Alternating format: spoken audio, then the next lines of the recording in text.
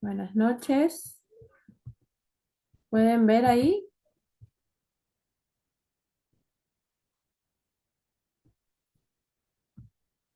Sí. Bueno,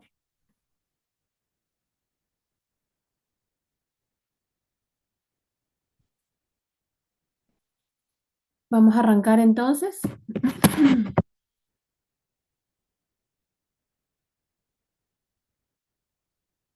Bueno, vamos a arrancar este diplomado de hoy, nuestra clase de hoy,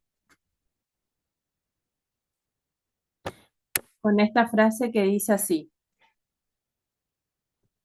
enseñar sin saber cómo funciona el cerebro es como querer diseñar un guante sin nunca haber visto una mano. Nos dice Leslie Hart, investigadora en neurociencia aplicada al aprendizaje. Bueno, y vamos a comenzar con saber cómo funciona nuestro cerebro, ¿sí?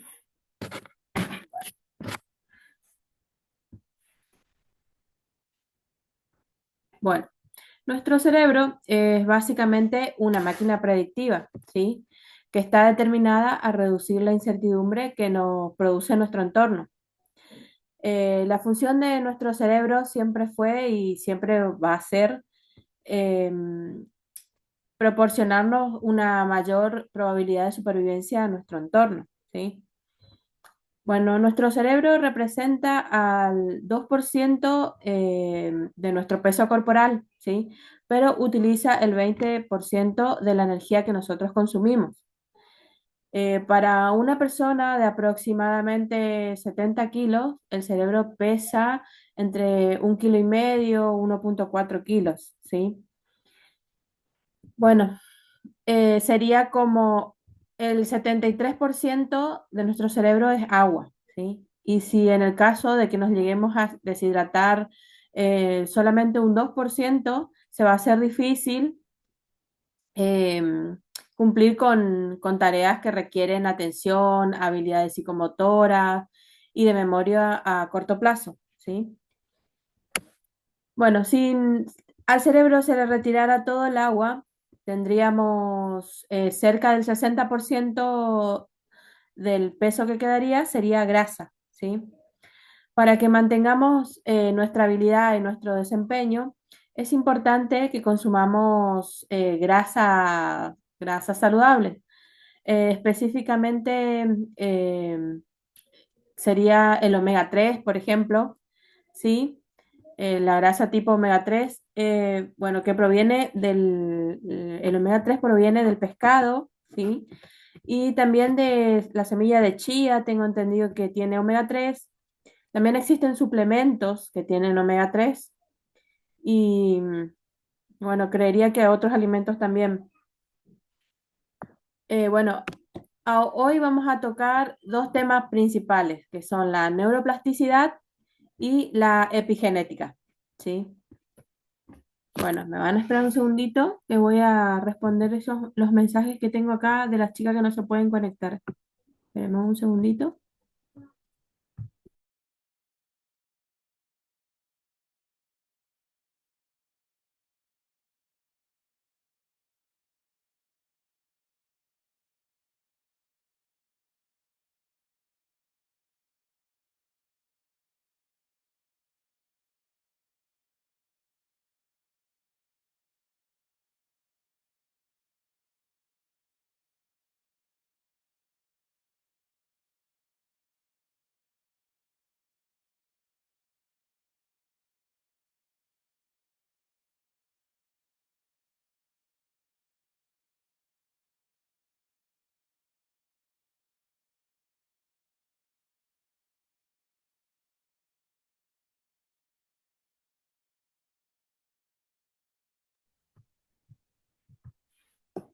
Bueno, volvimos.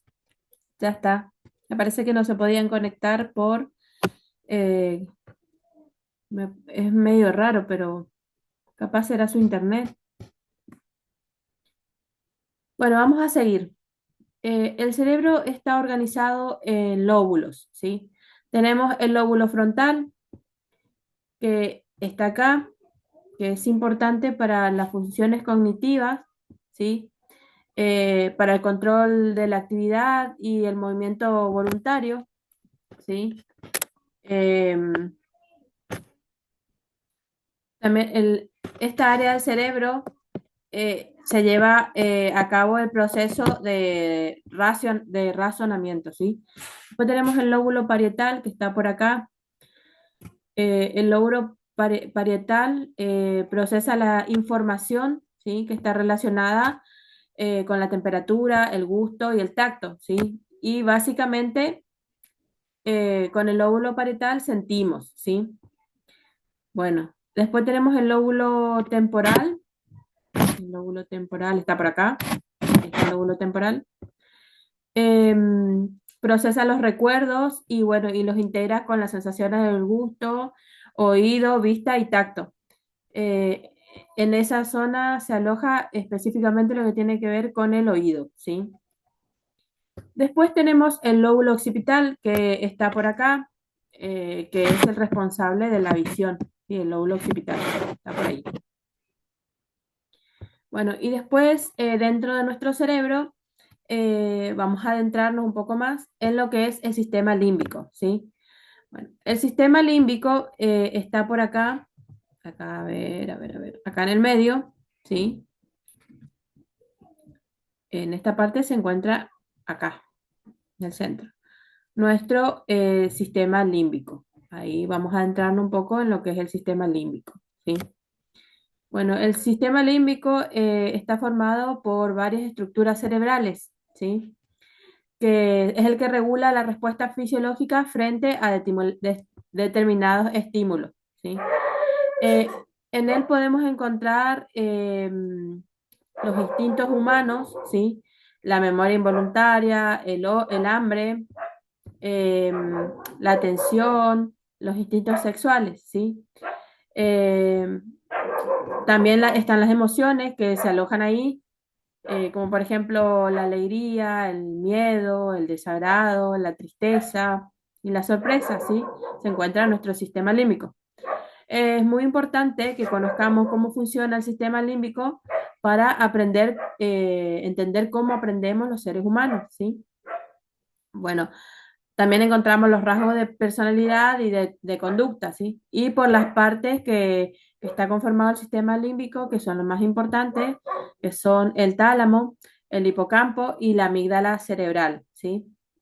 Bueno, vamos a ver un poco en detalle estos órganos que tiene nuestro cerebro por dentro.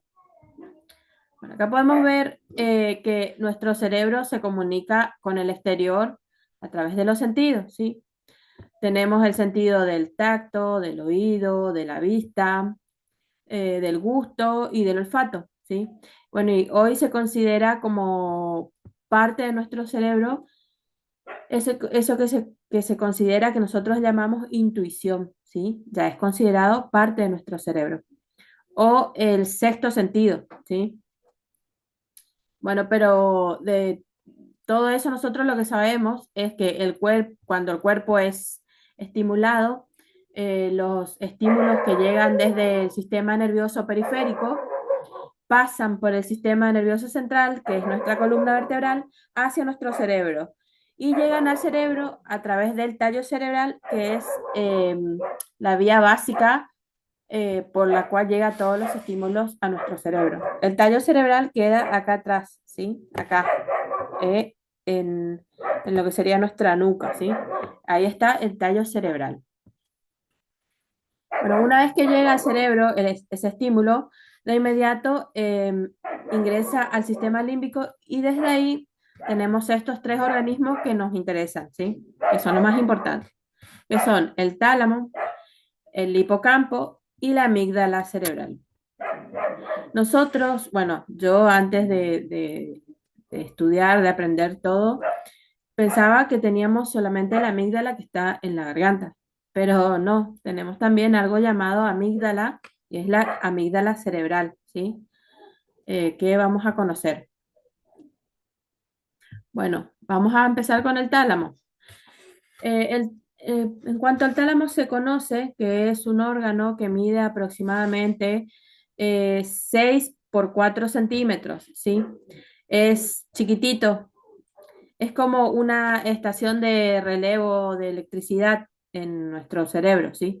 Todas las señales que llegan desde afuera, todas las señales aferentes, llegan hasta el tálamo y este las organiza para, las organiza para analizarla y la envía primero a la amígdala y después a diferentes estructuras o áreas de nuestro cerebro. Después tenemos la amígdala, ¿sí? Está por acá. Bueno, tenemos la amígdala, que bueno, que es otro órgano chiquitito también, que mide aproximadamente 1 centímetro por 0,6 centímetros. No más grande que una arveja, es bastante chiquitito, ¿sí? Bueno, la amígdala funciona desde que nacemos, ¿sí? Desde los 0 años. Recibe las señales aferentes, ¿sí? Las cataloga y las analiza emocionalmente. Es como el campo de memoria emocional, ¿sí? Bueno, por ejemplo, como positiva, algo positivo, placentero, o algo negativo y de amenaza, ¿sí? Eso queda grabado en nuestra amígdala. Bueno, y las envía al tálamo y al hipocampo, ¿sí? Bueno, ahora vamos a conocer sobre el hipocampo. El hipocampo, este órgano mide aproximadamente 6 centímetros por 1. Funciona desde aproximadamente los 3 años, desde que tenemos más o menos 3 años. Por eso los recuerdos que nosotros tenemos a partir de los 3 años, antes de los 3 años, perdón, son emocionales y no tienen memoria racional, ¿sí? Este órgano, el hipocampo, es el campo de memoria contextual racional.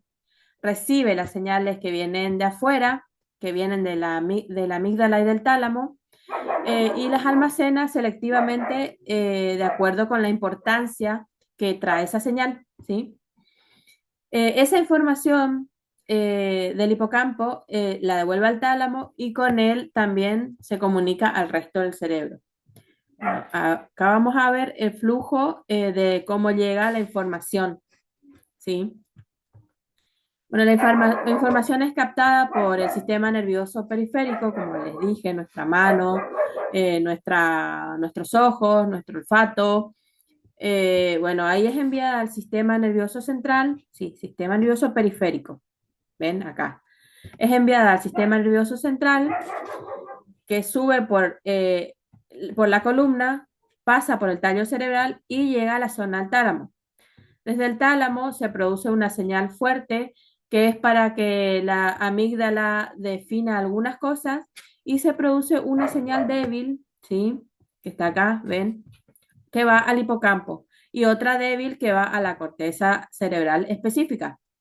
Bueno, en la amígdala agarra, procesa la información que recibió eh, desde el punto de vista de las emociones, lo que recibe, ¿sí?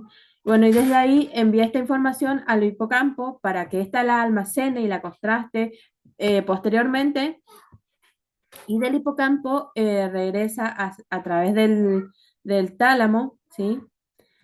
Eh, bueno, mucha de esa información que se almacena en el hipocampo de manera temporal se va a alojar de manera permanente en el área cerebral específica, en la corteza cerebral específica. Acá se va a alojar toda esa información de manera permanente, ¿sí? Bueno, cuando un estímulo llega al tálamo, pasa por la amígdala y el hipocampo, la corteza produce una respuesta que va a ir a través del tallo cerebral otra vez, acá les muestro, ven, va a ir a través del tallo cerebral, de nuevo, y de regreso al sistema nervioso central y de ahí vuelve lleva esas órdenes al sistema nervioso periférico. ¿Qué quiere decir? Que primero pasa por nuestro cuerpo la información, va hasta nuestro cerebro, ¿sí? Llega a nuestro cerebro, llega a a nuestra amígdala, a nuestro hipocampo, a nuestro tálamo, y de ahí toda esa información que se procesa vuelve afuera y vuelve de forma como una orden para que nosotros realicemos ciertas tareas, ¿sí? Por eso es importante que en el aprendizaje tengamos en cuenta la función de la amígdala y del hipocampo en ese proceso, ¿sí? Bueno, ahora vamos a pasar a ver sobre los hemisferios cerebrales. Bueno, nuestro cerebro se organiza también en hemisferios. Eh, tenemos el hemisferio izquierdo y el hemisferio derecho, ¿sí? Cada uno de esos hemisferios tienen una especialidad. Bueno, en el izquierdo tiene que ver más con lo analítico, lo aritmético, y el derecho tiene que ver más con las sensaciones y habilidades, ¿sí? Es decir, que el izquierdo tiene que ver más con lo verbal, ¿sí? Con lo lineal, con lo lógico, ¿sí? Con la lógica. Y bueno, y el derecho tiene que ver más con lo que sea no verbal, ¿sí? Con lo que expresamos de manera no verbal, con nuestra creatividad, con nuestro instinto, ¿sí? Bueno, eh, acá podemos ver que en nuestro cerebro, en cuanto a hombres y mujeres, nuestro cerebro funciona diferente. ¿Por qué? Acá les voy a explicar. Bueno, en el medio, en el centro de nuestro cerebro, tenemos algo llamado el cuerpo calloso, ¿sí? Hemos llamado algo llamado el cuerpo calloso, que es el que está en el medio, como les dije. Eh, en cuanto a las mujeres, el cuerpo calloso produce una gran comunicación, ¿sí? Es como una gran vía de comunicación entre ambos hemisferios. Por eso, al pensar y al interactuar entre ellos, sería al pensar e interactuar entre los dos hemisferios, se produce un comportamiento femenino. El comportamiento femenino es diferente al masculino, ¿sí? No significa que el masculino piense o use solamente el izquierdo, no malinterprete, ¿sí? Es que la conectividad del izquierdo con el derecho en el masculino es mucho menor que el que se produce en las mujeres, ¿sí? Y por eso el procesamiento emocional de las mujeres es mucho más profundo que el de los hombres, ¿sí? Bueno, hasta ahí van entendiendo todo, chicas, ¿sí? Les dejo, les voy a hacer unas preguntitas al final, así que pueden ir anotando también la información que le parezca más relevante. Bueno, ahora me van a decir si se sabían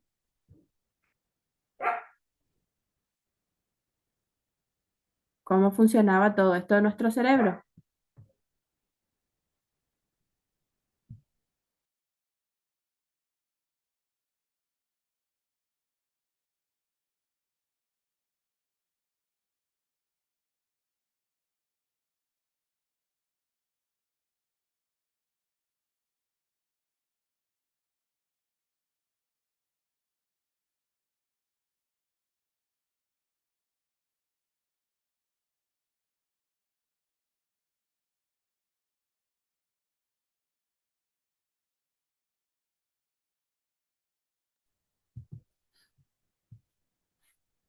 Muy bien, chicas.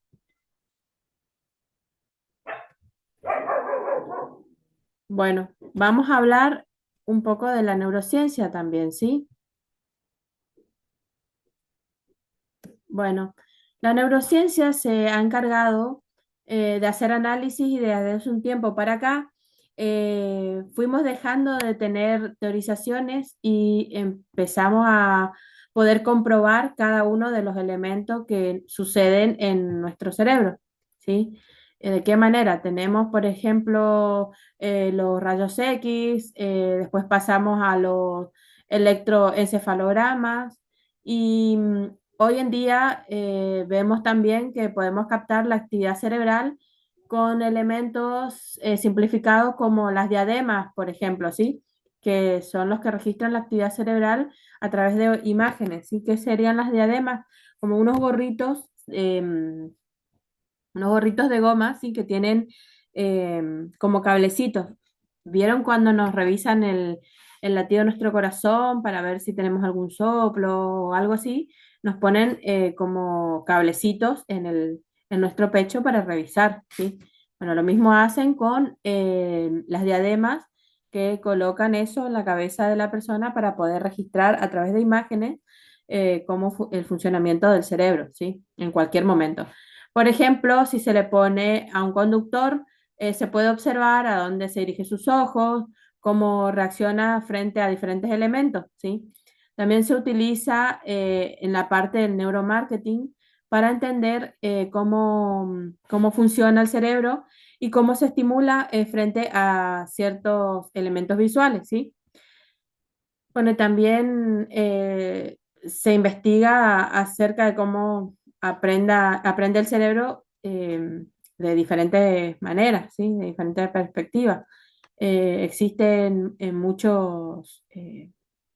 mucha investigación acerca de eso, ¿sí?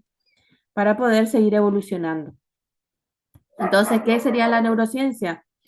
Es el estudio biológico del cerebro que va desde lo molecular hasta lo conductual y cognitivo y tiene diferentes niveles, ¿sí?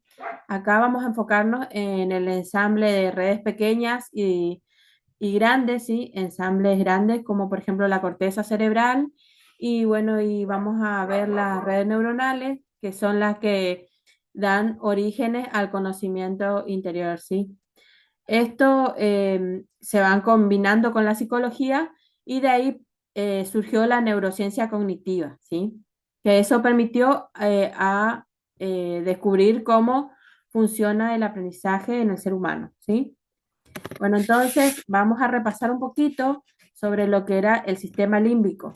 ¿Alguna se acuerda de lo que era el sistema límbico?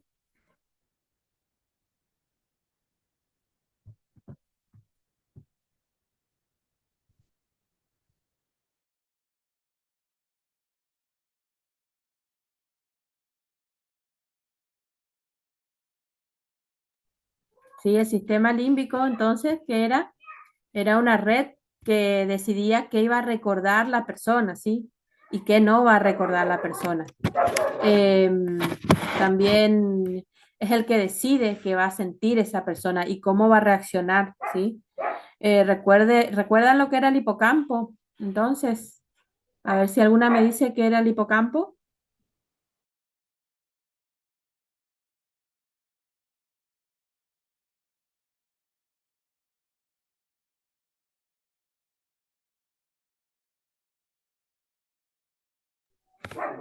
El hipocampo no era el que almacenaba los recuerdos, sino el, es el que consolida los recuerdos, ¿sí? Es el que convierte lo que vivió esa persona en una huella permanente, ¿sí? Y bueno, y de ahí la distribuye a la neurocorteza, ¿sí? Y ahora me van a decir, ¿qué creen ustedes? Díganme por qué creen que el Alzheimer borra los recuerdos recientes de una persona. Porque el Alzheimer ataca primero al hipocampo, ¿sí? Por eso la persona olvida, por ejemplo, que desayunó, ¿sí? Y vuelve a desayunar. ¿Por qué? Porque el paciente olvida los recuerdos a corto plazo, ¿sí? Pero se acuerda de lo que vivió en su infancia, ¿sí? Su memoria a largo plazo funciona bien, pero la memoria a corto plazo no, porque el hipocampo, ¿qué era que hacía? Volvemos acá, volvemos acá. El hipocampo, entonces, vamos a volver acá.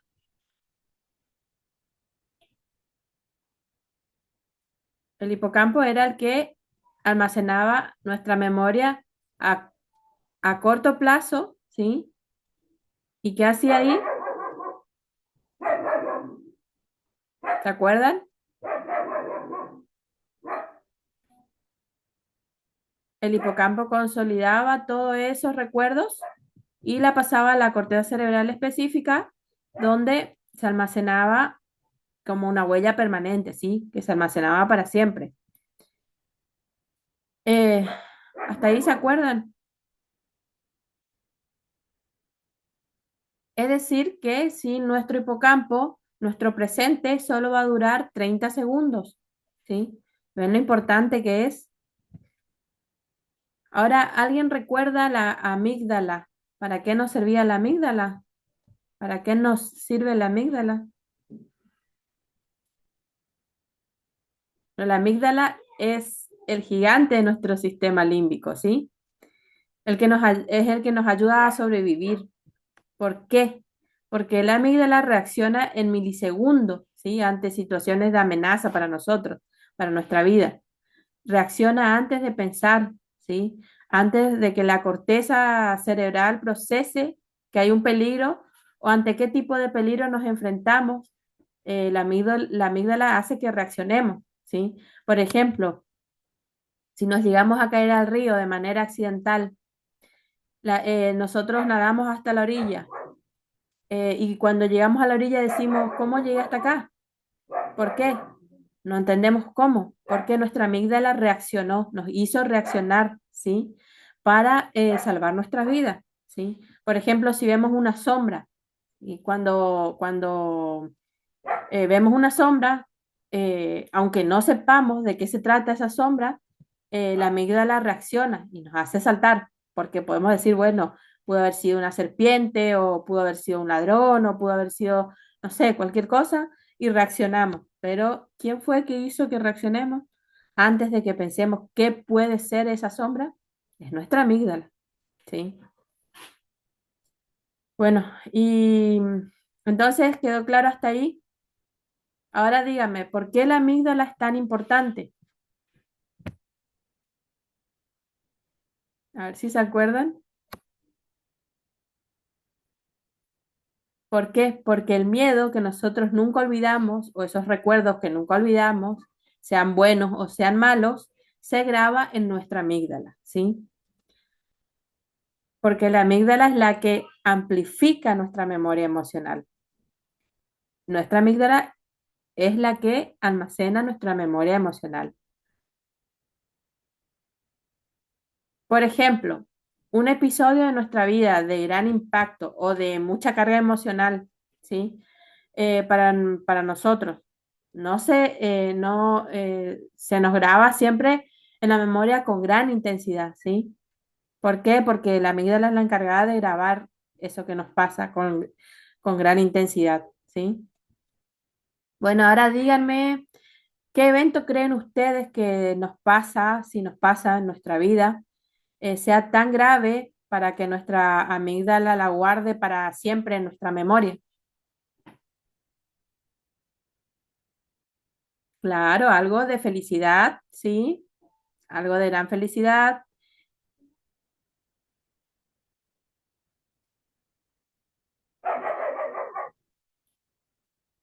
Un trauma, por ejemplo, exactamente. Por acá nos dicen, sí, un trauma. Exactamente. Así funciona, por ejemplo, el trastorno de estrés postrauma, ¿sí? Eh, el, el TET, el que le estaba diciendo, sí, el trastorno de estrés postrauma. O, por ejemplo, los ataques de pánico también. Funciona de esa manera, ¿sí?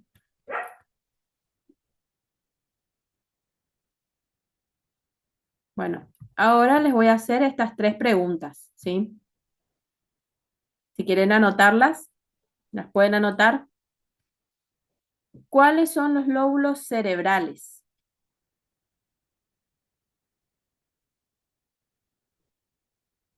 ¿Dónde se ubican los recuerdos emocionales? Es el segundo. El primero, ¿cuáles son los lóbulos cerebrales? El segundo, ¿dónde se ubican los recuerdos emocionales? El tercero, ¿dónde se almacena la información racional inicialmente?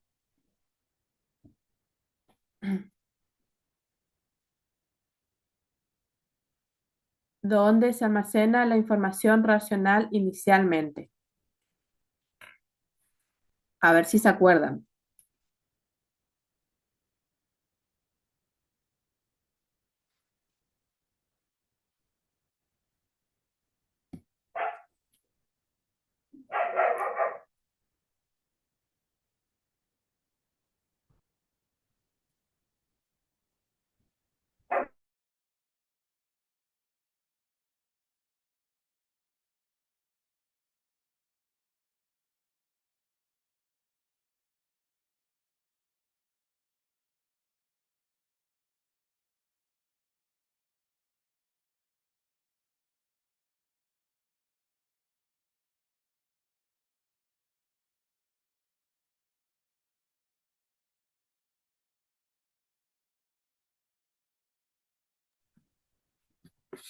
Bueno, entonces, ¿cuántos lóbulos cerebrales teníamos?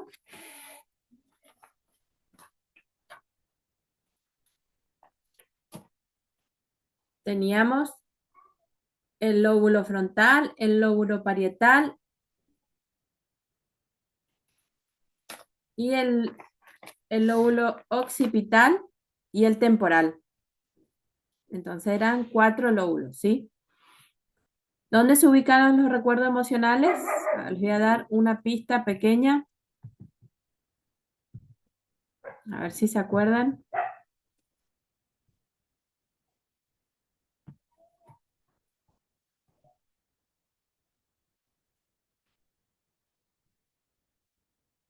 Exactamente, en la amígdala. Un pequeño machete.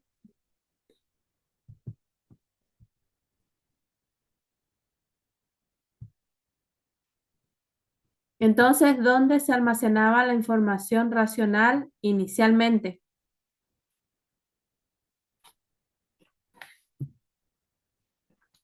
¿Sí? La información racional inicialmente se almacena en el hipocampo, ¿sí? Acuérdense que era, bueno, y en el área de la corteza cerebral. ¿Por qué en el hipocampo? Porque esta es la que guardaba nuestra memoria a corto plazo para consolidarla y que se transforme en una huella permanente, ¿se acuerdan?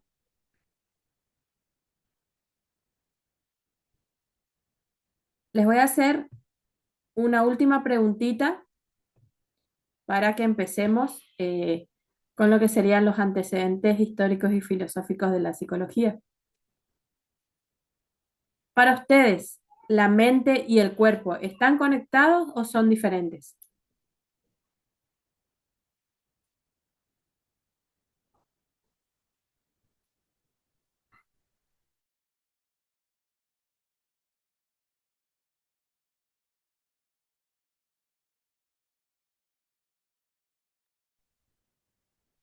Muy bien, están conectados, ¿sí?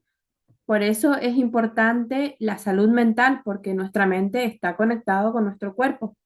Y sin salud mental nosotros no funcionamos, no podemos hacer nada, ¿sí? Si estamos mal mentalmente, por ejemplo, tenemos depresión, no nos queremos levantar de la cama, no nos queremos bañar, no queremos ir a nuestro trabajo, no queremos hacer nada, ¿sí? ¿Por qué? Porque nuestra mente no está funcionando correctamente, ¿sí? Entonces, cuando nacemos, la memoria trae algunas ideas o viene en blanco. ¿Qué creen ustedes?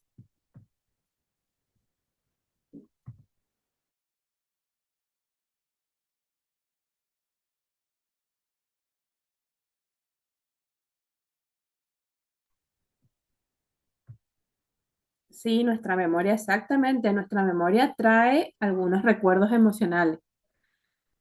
¿Por qué creemos nosotros que podemos estar experimentando dolores emocionales?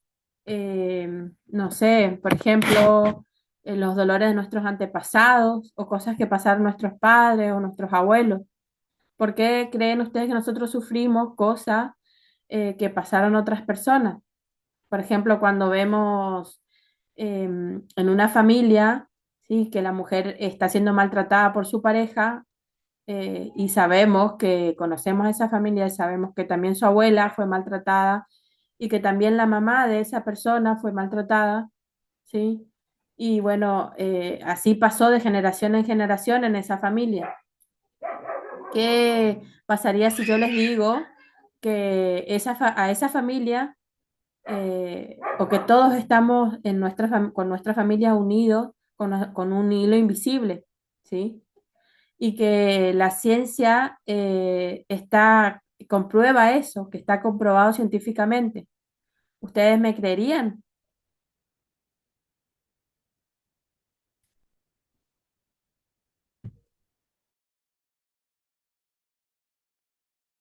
Sí, cierto, sí. ¿Por qué? Bueno, les voy a decir ahora por qué. Seguramente ustedes escucharon hablar sobre las células madres, ¿sí? ¿Qué serían las células madres? Son como una pequeña partícula de vida que surge cuando el espermatozoide de nuestro padre se une con el óvulo de nuestra madre, ¿sí? Y esa partícula empieza a desarrollarse, ¿sí? Y se va formando lo que sería, lo que va a ser el bebé. Esa partícula contiene ya la información genética de nuestros padres y de nuestros abuelos, ¿sí? Por eso no solamente contienen esa partícula, esa información genética, sino que también contiene un registro de cómo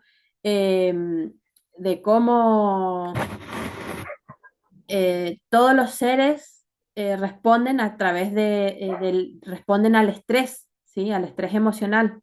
¿Por qué? Porque cuando se forma un bebé previo al corazón y al cerebro, eh, previo al corazón y al cerebro se forma el sistema nervioso. Al 20º día de gestación se forma el sistema nervioso de ese bebé, que ya viene con muchos recuerdos y mucha memoria de lo que pasa a nuestra madre en el embarazo y de lo que pasó a nuestras abuelas cuando estaban embarazadas, de nuestras madres, porque cuando el bebé se está formando en la panza de la mamá, ya empieza a formar los óvulos que va a tener en el transcurso de su vida. Y toda esa cantidad de óvulos que tiene nuestra mamá, uno de esos vamos a ser nosotros o van a ser nuestros hermanos, ¿sí? Pero ojo que no es para que ustedes se pongan a pensar y a angustiarse de que, bueno, van a sufrir con esos traumas, que van a ser infelices toda su vida, o de que sus hijos van a heredar todo eso, ¿sí? No se pongan a angustiarse y a pensar eso, eh, porque no es así, ¿sí? Sino que es todo lo contrario, que venimos con eso a crear un mecanismo de defensa para protegernos de de esas experiencias de dolores, ¿sí? Y para proteger a nuestros hijos. Por eso es importante educarnos, ¿sí?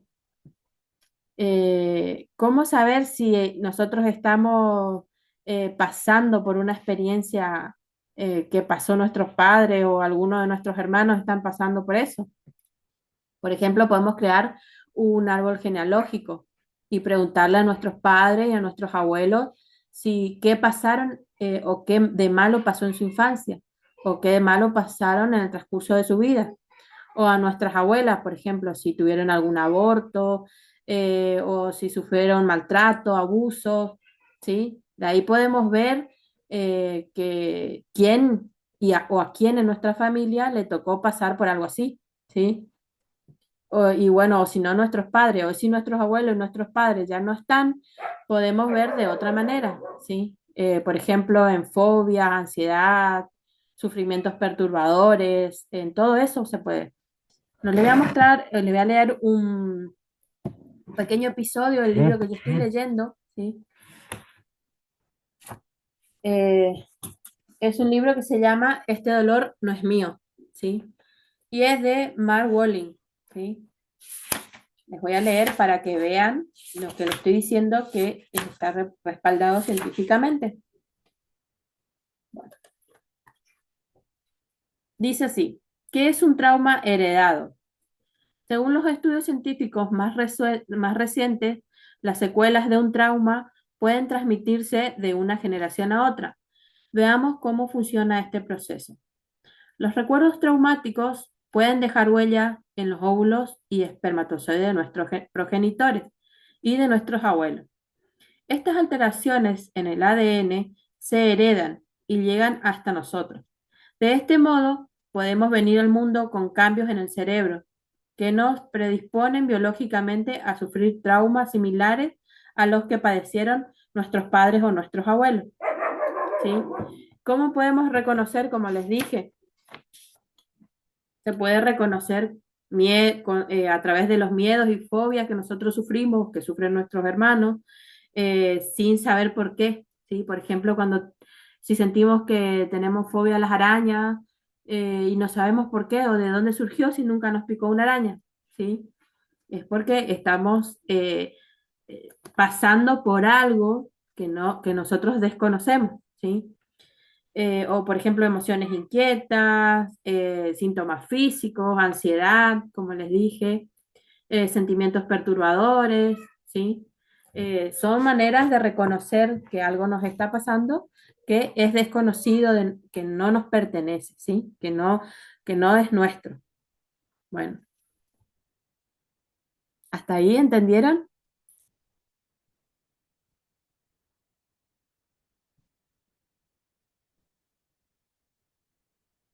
Bueno, ahí cerramos toda la parte de lo que sería cómo funciona nuestro cerebro ante un trauma, cómo almacena eso que nosotros vivimos, inclusive no solamente lo que vivimos nosotros, sino lo que vivieron también nuestros antepasados, ¿sí?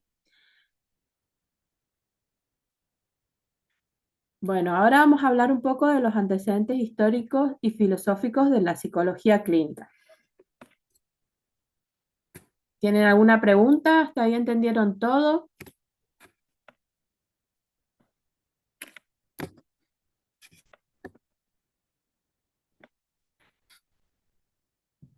Bueno, me parece bien entonces. Vamos a arrancar con esa parte. Bueno, vamos a hablar un poco de la psicología del alma. A ver, cuando hablamos de los antecedentes históricos y filosóficos de la psicología, es importante conocer todo esto para saber cómo se desarrolla esta ciencia tan compleja que es la psicología, ¿sí? Entonces,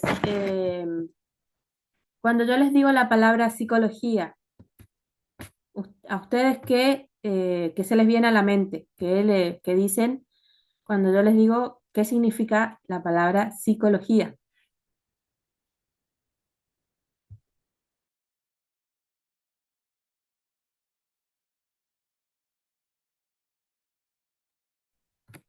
Muy bien, Norma. Norma sabe. Sí, sí, Norma sabe. Exactamente. Entonces, la palabra psicología, cuando les digo psico, habla de nuestra psique, ¿sí? Significa que viene, psico significa psique. En tiempos pasados, eso era alma, ¿sí? La palabra psique era el alma, ¿sí? Era lo que se entendía. Y logía sería estudio. Entonces, eso significaba estudio del alma, ¿sí? Desde antes, en tiempo muy, muy atrás, al hombre se le vinculaba con algo llamado alma, ¿sí? Y en aquella época, para muchos filósofos, era muy importante saber cómo se desarrollaba el cuerpo y la mente, ¿sí? Cómo se vinculaba el espíritu. Bueno, eso del espíritu ya se habla más adelante, ¿sí? Eh, al pasar el tiempo, disculpen, eso ya fue evolucionando, se fue modificando, ¿sí? Y ya aborda más desde lo científico. Bueno, acá les dejé algunos ejemplos. acá, que bueno, que ya eso fue, empezaron desde el siglo XVII. Que en el siglo XVII, desde los filósofos griegos como por ejemplo Platón, Aristóteles, bueno, hasta la época de Descartes, surgió la psicología del alma. Ojo que no se llamaba psicología del alma. Bueno, ahí vemos una perspectiva del alma que viene desde los espiritualistas y de la metafísica. Es decir, que lo espiritualista explica como, explica como psicología a las entidades sobrenaturales, ¿sí?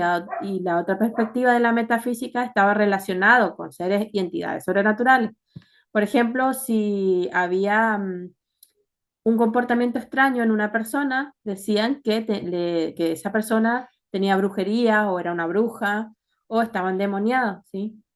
Ya también hacía referencia a lo mítico, ¿sí? Como por ejemplo las historias que nos contaban nuestros padres o nuestros abuelos. ¿Ustedes me pueden decir alguna historia que le contaban sus padres, como por ejemplo el bombero, sí, a los de Misiones? Más que nada eso era lo mítico, ¿sí? Bueno, y después ya viene la psicología de la mente, eh, que tenemos acá. Que bueno, la psicología de la mente, por ejemplo, aparece en el siglo XVII, XVIII y bueno, ya en el siglo XIX más o menos. Bueno, la perspectiva de la mente hace referencia al contenido de los contenidos mentales. ¿Qué quiere decir? Que ya se pensaba dónde se almacenaba todo eso que nosotros vamos recopilando, vamos obteniendo como información, en qué parte de nuestra mente se alojaba todo eso, ¿sí? A eso hacía referencia de los contenidos mentales. Eh, de dónde teníamos todo lo que nosotros aprendíamos, dónde iba eh, quedando, ¿sí? En qué parte de nuestra mente. Eso sería la relación, ya sería relación directa con los pensamientos, mentes, creencias, ¿sí? Por ejemplo, la esperanza, las intenciones de las personas y bueno, todo eso. Acá esta parte ya, como les dije, bastante amplio, entonces ya vamos a pasar a lo que sería lo cognitivo, ¿sí? Ya vamos a pasar a lo cognitivo como sería la percepción de la persona, la atención, la memoria, ¿sí? Y bueno, la concentración, ¿no? Eso ya hace referencia a la psicología de la mente en aquellos tiempos. Posteriormente ya fue evolucionando toda esa parte y a mediados del siglo XIX, principios más o menos del siglo XX, empieza a aparecer la psicología de la conducta, ¿sí? Empieza a aparecer ya los experimentos de los especialistas, por ejemplo, ellos querían conocer, ¿sí? Querían conocer la conducta del ser humano, querían saber por qué todos nos comportamos de manera distinta, ¿sí? Acá ya se empezó a ver la conducta del ser humano como medible y cuantificable. ¿Qué quiere decir? Que si la conducta es externa, era observable, ¿sí? Que bueno, eso sería el comportamiento de alguna manera. Bueno, por ejemplo, si la persona tenía algún estímulo, algo del entorno, se armaba como el pensamiento de las personas y ya tenían mucho en cuenta que a pesar de eso, cómo se comportaba la persona, ¿sí? A pesar de ese estímulo sería, ¿sí? Bueno, ya se basaban en el comportamiento observable, que si existía cierto estímulo, habría una respuesta, ¿sí? Esa parte ya es un poco más parecido a la actualidad, a lo que es ahora el estudio, la ciencia de cómo estudian la mente humana. Y acá ya entraría la parte emocional, ¿sí? Que ahí es donde podemos ver que depende de las emociones se expresan algunas conductas de las personas. ¿Entendieron más o menos lo que le quise decir ahí? ¿Sí? Bueno, les voy a hacer una pregunta. Para ustedes, ¿es lo mismo conducta y comportamiento. Conducta significa lo mismo que comportamiento.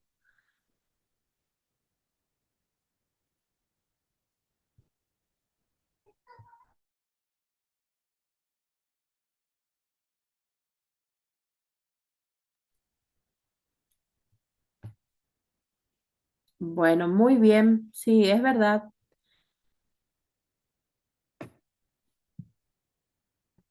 La conducta eh, es lo que hacemos, ¿sí? Producto a un estímulo, como les dije.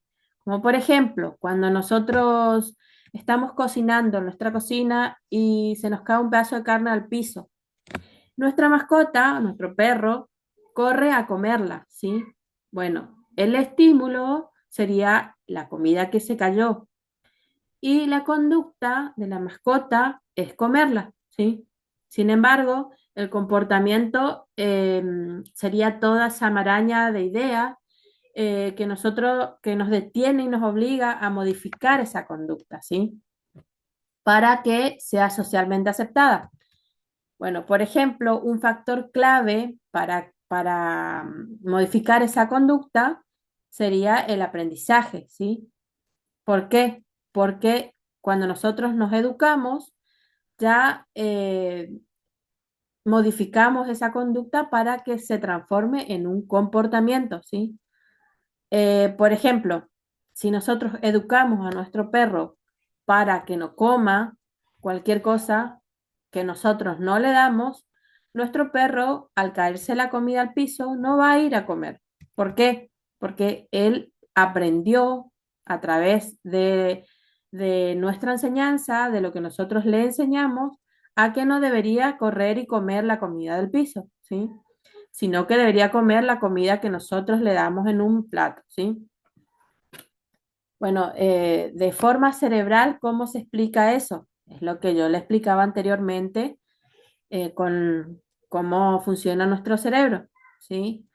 Que la conducta se procesa en el sistema límbico, que era lo que yo le expliqué, cómo funcionaba el sistema límbico.